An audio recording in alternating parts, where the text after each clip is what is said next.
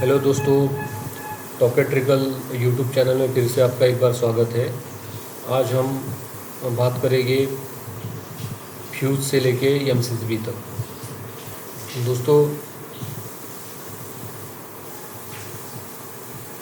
Fuse और fuse से लेके एमसीबी जो है वो शॉर्ट सर्किट प्रोटेक्शन के लिए यूज़ किया जाता है। अगर आपने देखा होगा कि पहले एचआरसी फ्यूज़ के पहले भी रिवायरेबल फ्यूज़ किटकैट, उसे हम किटकैट फ्यूज़ भी कहते थे। किटकैट फ्यूज़ में आपको इस टाइप के फ्यूज़ देखने के लिए मिलते थे। अभी भी ये यूज़ होते हैं, स्विच फ्यूज़ यूनिट में यूज़ होते हैं। इसका रेटिंग आपको मार्केट में अगर आप परचेस करने जाओगे तो मार्केट में आपको इसका रेटिंग 10 एम्पियर से लेके 5 एम्पियर से लेके आपको 400 एम्पियर तक आपको मिलेगा। ये जो रिवायरेबल फ्यूज़ होती है, इसे रिवायरेबल फ्यूज़ भी कहा जाता है। इसे किटकैट फ्यूज़ भी कहा जाता है। अगर आप देख पा रहे हो तो यहाँ पे ये इसे बेस कहते हैं और इसे कैरियर कहते हैं, जिसमें फ्यूज़ एलिमेंट लगा होता है। ये दो कॉन्टैक्ट है। फ्यूज़ हमेशा फेज़ के सीरीज़ में लगाया जाता है। ये जो फ्यूज़ एलिमेंट जो होता है वो लीड और टीन, ये दो मटेरियल के अलॉय से बना होता है और इसे हम शॉर्ट सर्किट प्रोटेक्शन के लिए यूज़ करते हैं। फ्यूज़ एलिमेंट जो होता है वो करंट अगर कंटिन्यूस फ्लो हो रहा है या फिर बहुत ज़्यादा करंट फ्लो होता है और उस केस में इस फ्यूज़ एलिमेंट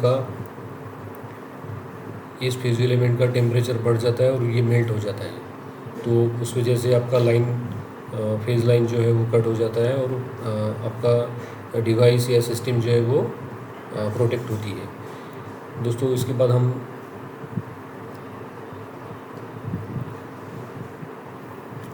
बाद हम देखेंगे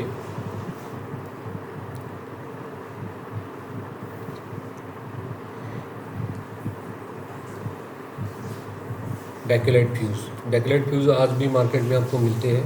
पहले भी बहुत ज़्यादा मात्रा में यूज़ होते थे, लेकिन अब भी हम यह फ्यूज़ सिर्फ कंट्रोल सर्किट में यूज़ किया जाता है। जैसे कि आपका सीटी या पीटी करंट ट्रांसफार्मर या प्रोटेक्शन ट्रांसफार्मर के से जो हम फीडबैक लेते हैं, जो रिले को देते हैं, उसके लिए हम ये बैकलाइट फ्यूज़ यूज़ करते हैं और इसमें एचआरसी फ्यूज़ यूज़ होता है।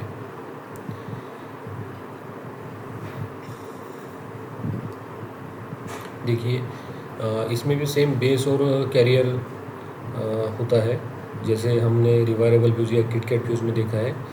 ये भी आपका शॉर्ट सर्किट प्रोटेक्शन के लिए यूज़ किया जाता है। एचआरसी फ्यूज़ किटकैट फ्यूज़ में क्या होता है कि आपका जो एचआरसी फ्यूज़ एलिमेंट यूज़ होता है वो रीयूजेबल नहीं होता है। जैसे ही ये फ्यूज़ ब्लोन हो जाएगा, आपको फ्यूज़ एलिमेंट जो है वो रिप्लेस करना पड़ेगा। इसलिए इसका कॉस्ट बढ़ जाता है, रनिंग कॉस्ट इसका बढ़ जाता है। बैकलाइट एक इंसुलेशन प्रॉपर्टी वाला मटेरियल होता है, इसलिए इसका बेस और जो कैरियर जो है वो बैकलाइट मटेरियल से यूज़ करते हैं। जो आपका किटकैट फ्यूज़ है वो पोर्सिलिन मटेरियल का होता है और उसका बेस और कैरियर जो है, फ्यूज़ एलिमेंट जो कैरी करता है, वो पोर्सिलिन मटेरियल से बना होता है।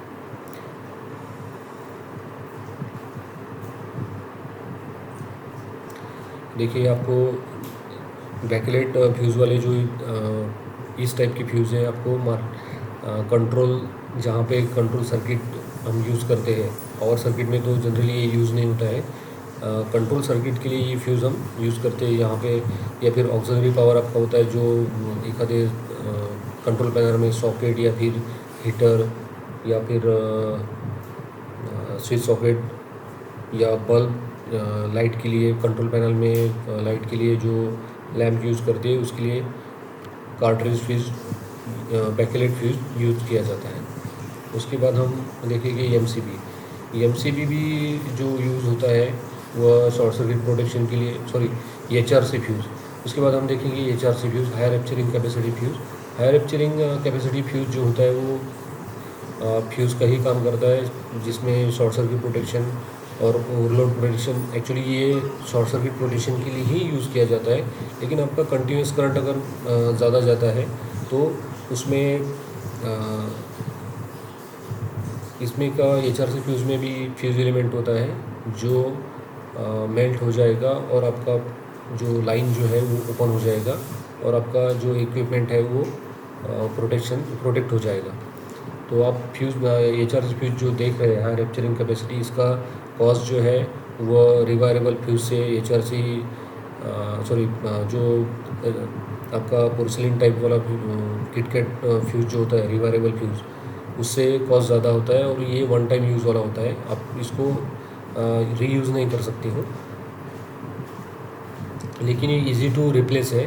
आपको सही रेटिंग का एचआरसी फ्यूज़ लेके आप इसे रिप्लेस कर सकते हो। एचआरसी फ्यूज़ में जो इसके अंदर जो मटेरियल होता है वो क्वार्ट्ज, सैंड या इसी टाइप का मटेरियल होता है जो आर्क को सप्रेस करे।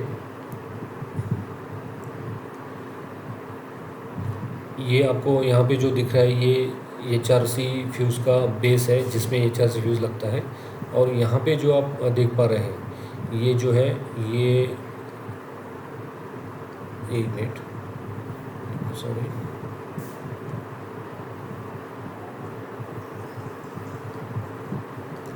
ये जो आपको दिख रहा है ये इसका स्प्रिंग टेंशन है। यहाँ पे स्प्रिंग टेंशन होता है कि ये जो एचआरसी फ्यूज़ है यहाँ पे फिक्स बैठ जाए और उसमें कोई प्ले ना हो। अगर प्ले रहेगा तो स्पार्किंग होगा, उसके लिए यह फिक्स बैठना चाहिए, इसके लिए यहाँ पे स्प्रिंग टेंशन दिया जाता है। उसके बाद में आप देख रहे हैं नीचे ये सिलेंडर टाइप फ्यूज़ है, एचआरसी फ्यूज़ है। यूरोपियन कंट्री में, यूएस और यूरोपियन कंट्री में इसे इस एनक्लोज़र में यूज़ करते हैं। इसका कॉस्ट ज़्यादा, क्योंकि एनक्लोज़र है इसके लिए इसका कॉस्ट बढ़ जाता है।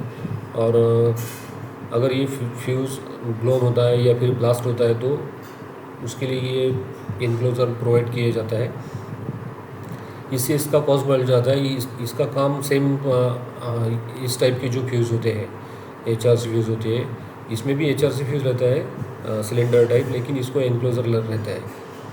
बाकी इसमें ज़्यादा डिफरेंस नहीं है। एक मिनट में इसको क्लियर कर लूँ।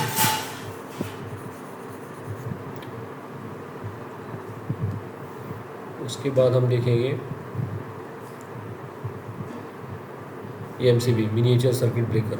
मिनिएचर सर्किट ब्रेकर भी शॉर्ट सर्किट प्रोटेक्शन के लिए ही यूज़ होता है और वो शॉर्ट सर्किट प्रोटेक्शन के साथ साथ ओवरलोड प्रोटेक्शन का भी काम करता है।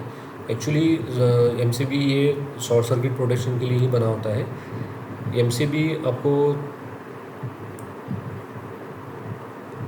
सिंगल फेज़, 3 फेज़ के लिए यूज़ होता है। एमसीबी हम इसका थोड़ा कॉस्ट ज़्यादा होता है।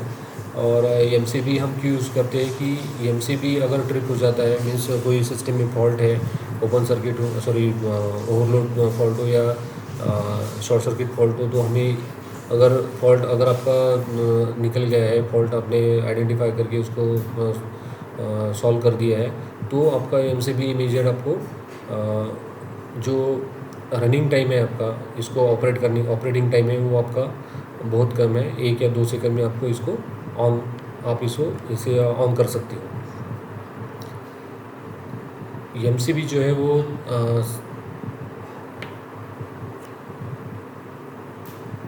3 फेज़ के लिए, सिंगल फेज़ के लिए यूज़ होता है। एमसीबी आपको सिंगल पोल, 2 पोल, 3 पोल, 4 पोल में आपको मिलेगा। सिंगल पोल में आपका जो पोल होता है वो सिंगल पोल प्रोटेक्शन पोल होता है। 2 पोल वाला जो पोल होते हैं इसे हम पोल कहते हैं। ये 1 पोल, ये 2nd पोल, ये 3rd पोल, ये 4th पोल।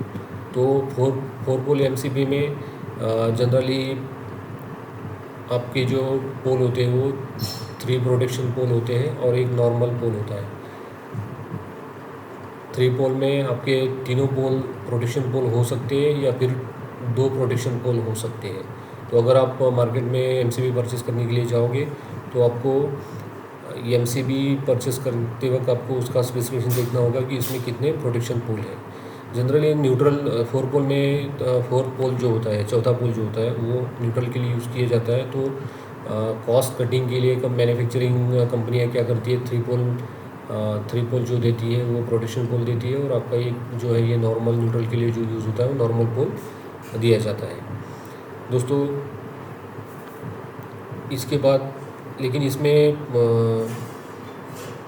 जो ऑपरेटिंग टाइम है आपका HRC फ्यूज़ या फिर रिवायर फ्यूज़ से बहुत कम लगता है, इसलिए हम आपको नाउ डेज़ आपको जो आपको प्रोटेक्शन शॉर्ट सर्किट प्रोटेक्शन के लिए जो प्रोटेक्शन डिवाइस यूज़ किया जाता है वो एमसीबी किया जाता है।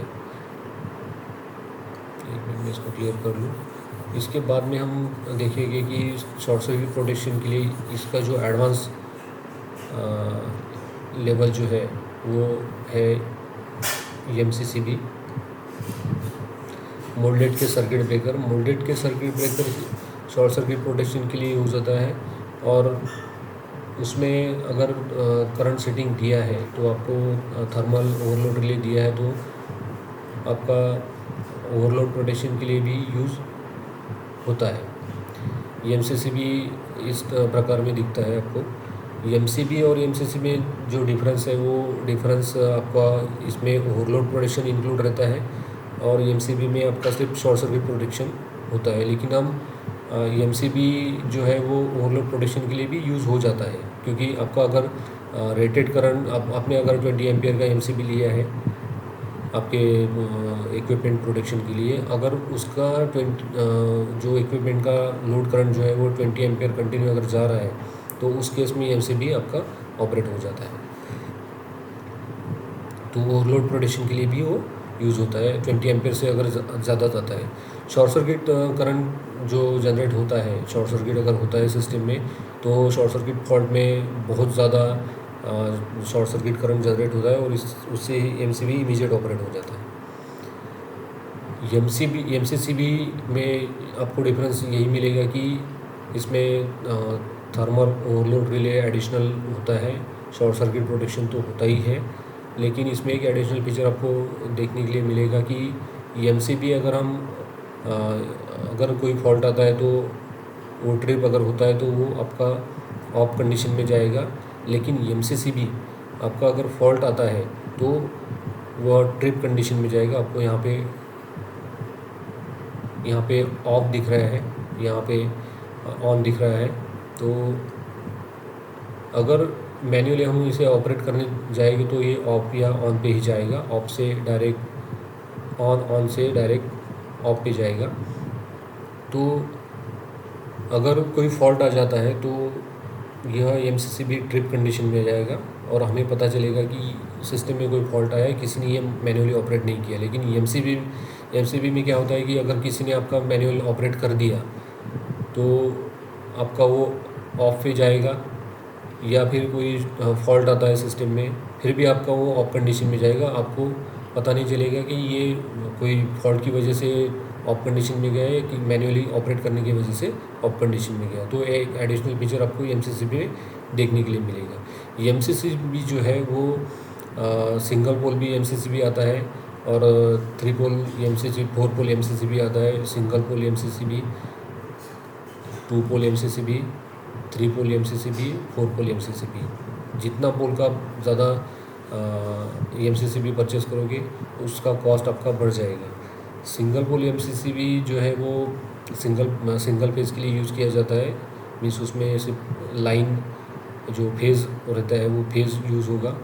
4 पोल में आपका RYB तीनों फेज़ और न्यूट्रल भी इसमें शामिल रहेगा, सॉरी RYB और न्यूट्रल।